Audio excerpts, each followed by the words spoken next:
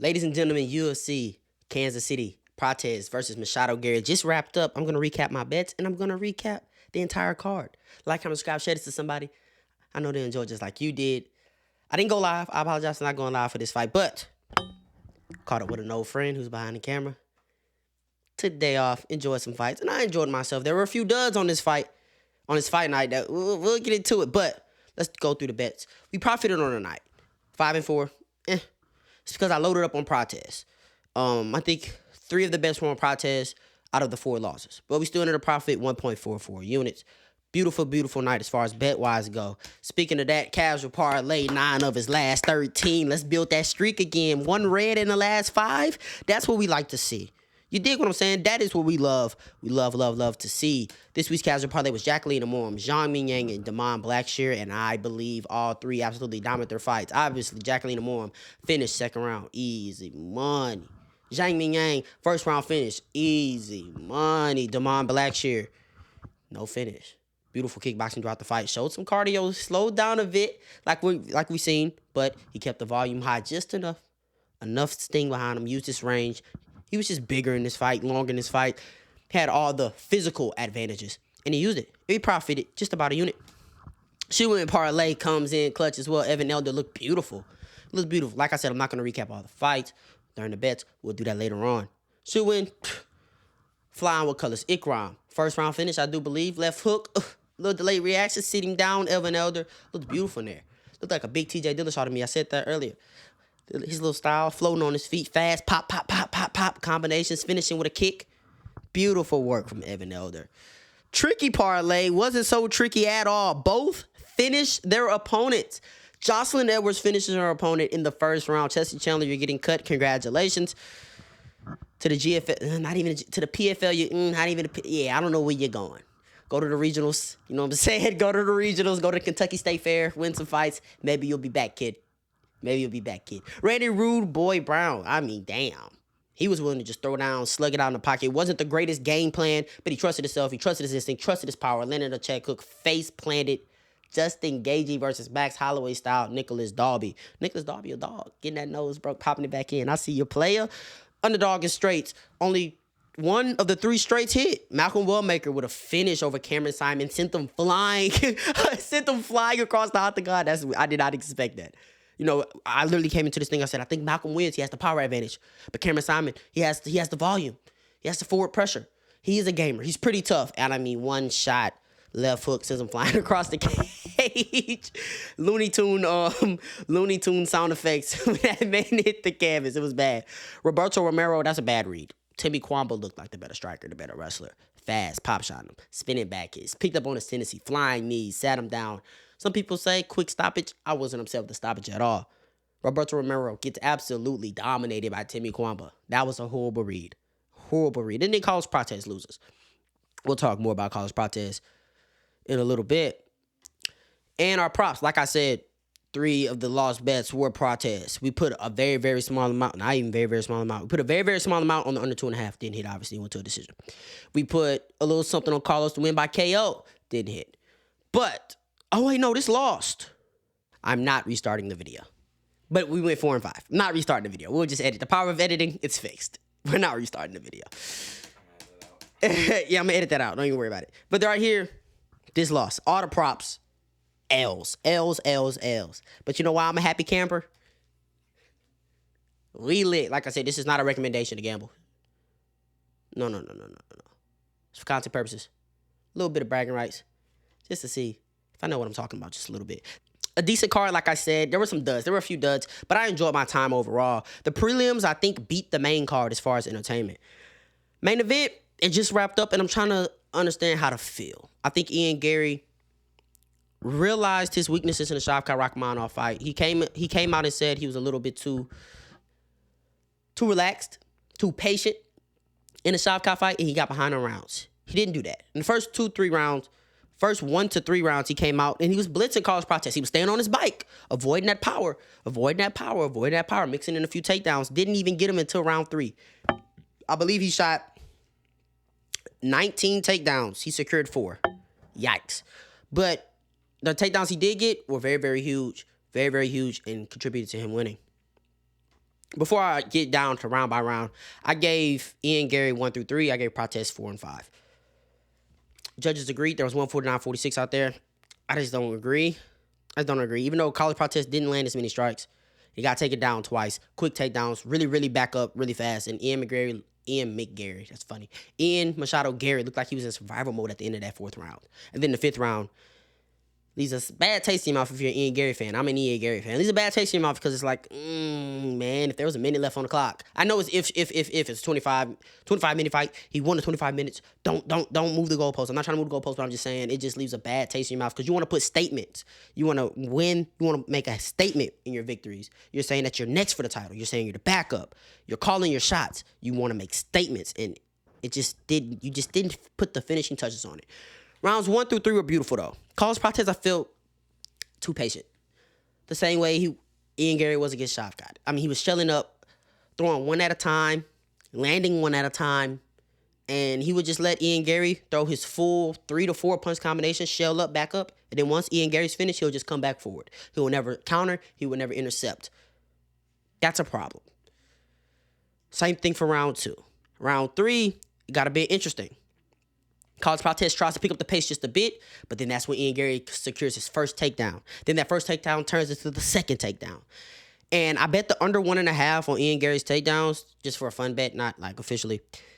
But I didn't expect him to shoot 19. If I knew he was going to shoot 19 takedowns, that wasn't a bet I would have taken. But he shot 19 takedowns. His wrestling looked improved, still looked weak, though, if you ask me. Now, round 4 gets interesting because the strike totals just doesn't tell the story.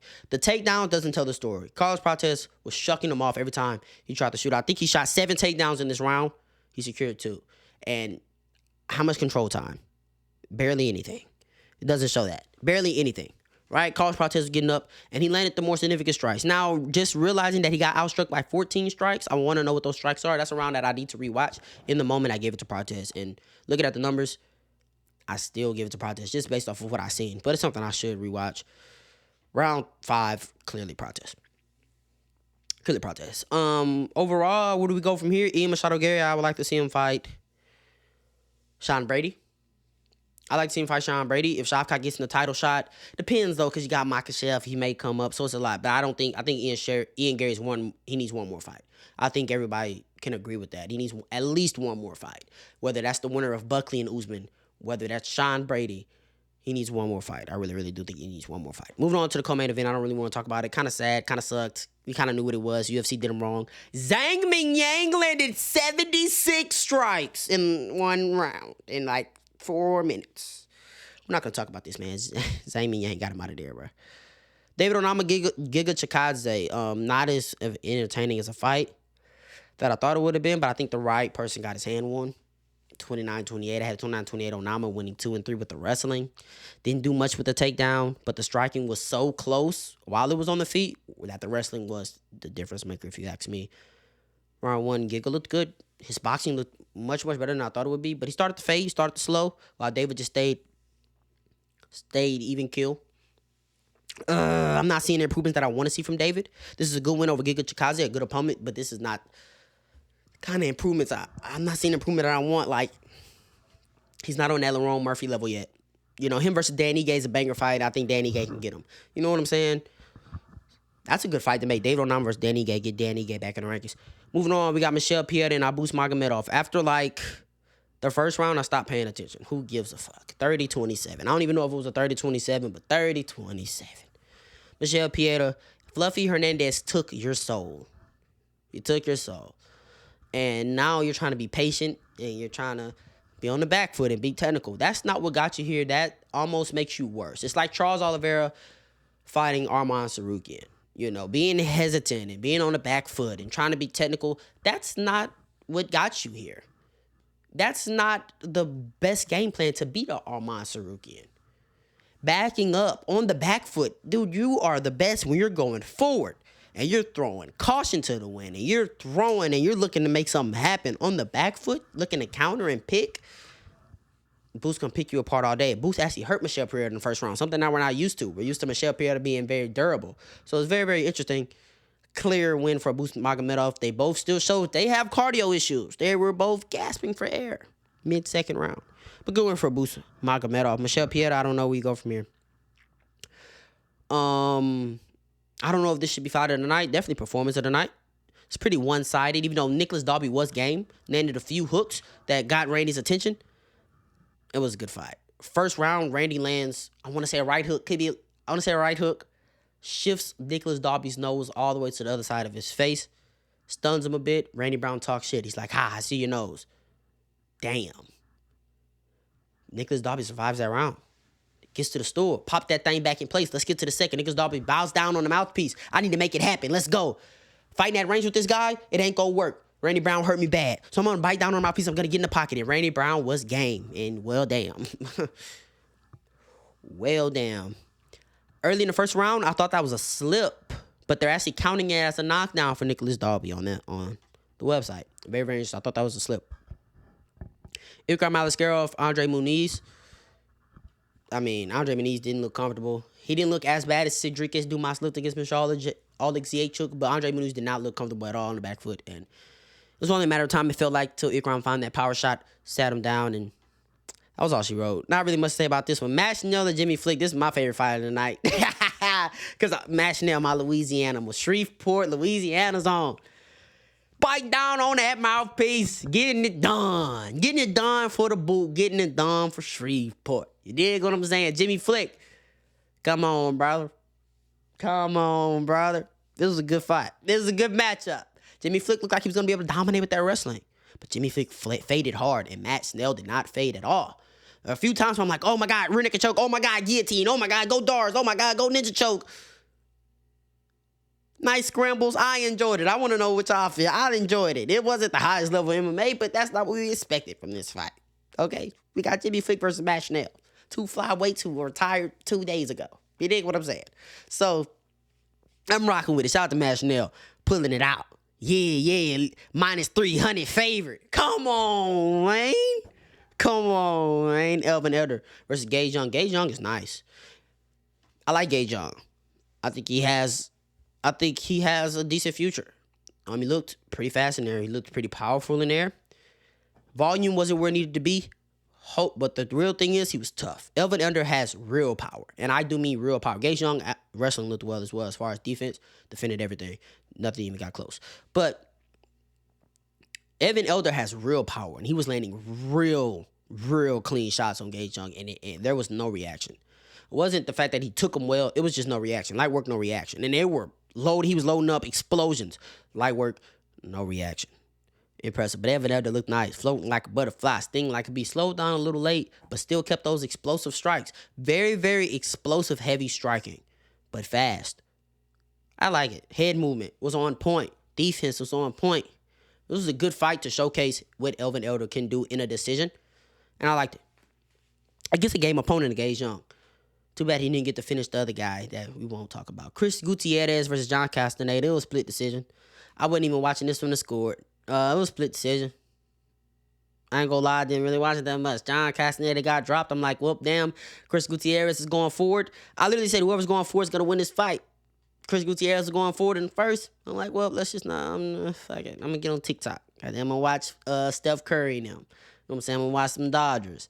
Then I look up, wait a minute, John Castaneda walking him down, getting in his face, pop. I'm like, oh, damn, this is a fight I need to rewatch. I'm just gonna be honest, I didn't really pay attention. But did the right person get his hand raised? You tell me. Damon Blackshear and Alatang Haley. Damon Blackshear's kickboxing just seems to be improving time after time. Big explosions, big powerful shots early, and he fades late. It's still a problem. He's fading, but keeping that volume high enough. I think his range really helped him out in this fight. Really helped him out in this fight. Like, being at range, landing those teeps, huge. The long jab was huge. Alatang Haley couldn't get past that kicking range often, and when he did, he would whiff on his hooks, little meaty hooks. He's in a weird middle ground where he's too short, not long enough for bantamweight, but he's too dense, too muscular for flyweight. So he's in a tough position. Yeah, man. I kind of expected this one to be on the feet. I did. And I only thought that it would go to the ground unless Alatang forced it and Damon Blackshear reversed. But Alatang couldn't even get in close to change levels. So Damon Blackshear coasted towards the end of this fight. Clearly won one, was actually beating him up really bad in round one. Like really bad. Almost looked like he might get a finish on the feet. But Alatang he hung tough. But, I mean, Blackshear was throwing big volume. To say he faded and then he threw all this volume is crazy. He threw 275 strikes. So it's fair for him to, and they were like majority powerful explosions. So I'll give him a little pass when I say he faded. Malcolm Wellmaker, Cameron Simon. By the time I can make my cup of water, sit down, I literally looked up at the TV, left hook, bam, sends him flying across the octagon. That's tough. Cameron Simon, ain't gonna lie, you're on like a 3-fight losing streak, and you're a good fighter.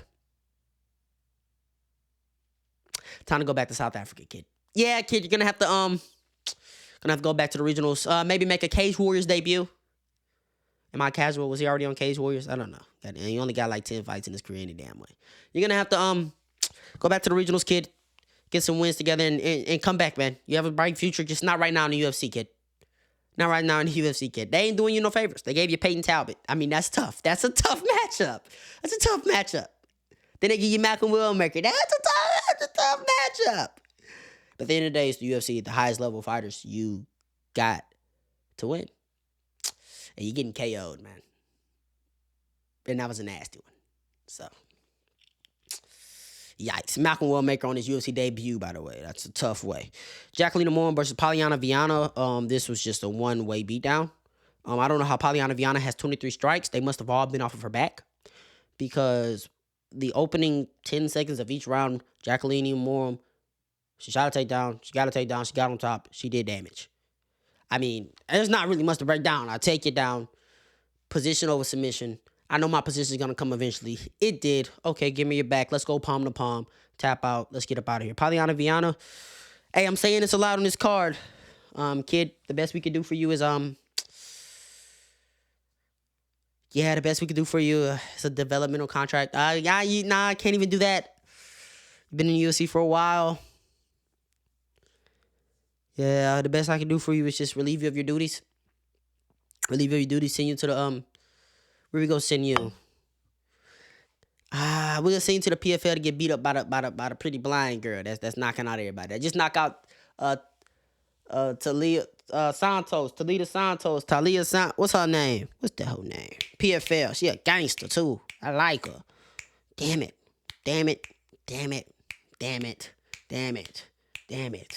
What's her name? 1 second. Dakota Dechiva, the English chick, man. Y'all know what I'm talking about. Y'all knew I was talking about. Watch. We're gonna click on her profile here. Last fight. Come on, man. I told you, Taylor Santos, man. Damn it. That was a KO. 14-0, 12 KOs and 1 sub on our record. That's a 90-something% win rate, finish rate. Undefeated. The best we could do for you, kid, we'll send you to PFL to pad her stats before she comes to the UFC. That's the best we could do for you. We can make a trade. Polyana Viana, I'm sorry. It was fun. Gotta work your way back, kid. All right, moving on. Timby Kwamba. I talked about this. Timby Kwamba, goddamn. I mean, he destroyed Roberto Romero, dude. I picked Roberto Romero. That was a bad read. That was probably the worst read of the night. I think that was the worst read of the night. I don't even think Carlos Prates was the worst read of the night. Roberto Romero was the worst. Timby Kwamba looked like, I don't know what he looked like. Dude, he was popping them. Pop. 3-strike combinations. That was more pops. That was more than 3 pops. But you get what I'm saying. Fast. Big power. Flying knee finish. Picking up on Roberto's tendencies. Every time they get in close, he's dipping that head. Flying knee sits him down. Was rocking him. Giving him Bambi legs left and right. Roberto, I don't know what to say, man.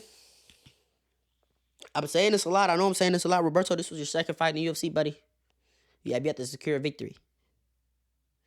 Featherweight, the best I can do for you is Chrome Gracie. If you can't get a win against Chrome Gracie, gotta go back to the regionals. And Chelsea Chandler, you're cut. I don't know if you can fight on the regionals. She's just not good. And that sounds mean when I say this. And Chelsea Chandler probably takes me down and submits me. But look, man, she's just not good. Jocelyn Evans just got in her face, big meaty hooks, sit her down, get her out of here. It's just not good. Okay? I don't want to sound like a mean guy when I say that. It's just not good. That was it. I already got the casual parlay for next week locked in, so we'll drop that probably tomorrow. You know what I'm saying? Like, comment, subscribe, share this to somebody. Let me know. Let me know who you had. Did you have Dannnggg? Did you have Prates? Let me know where you right. Let me know, did you win anything tonight? You ain't got to go home. You got to get up out of here, man. Yeet.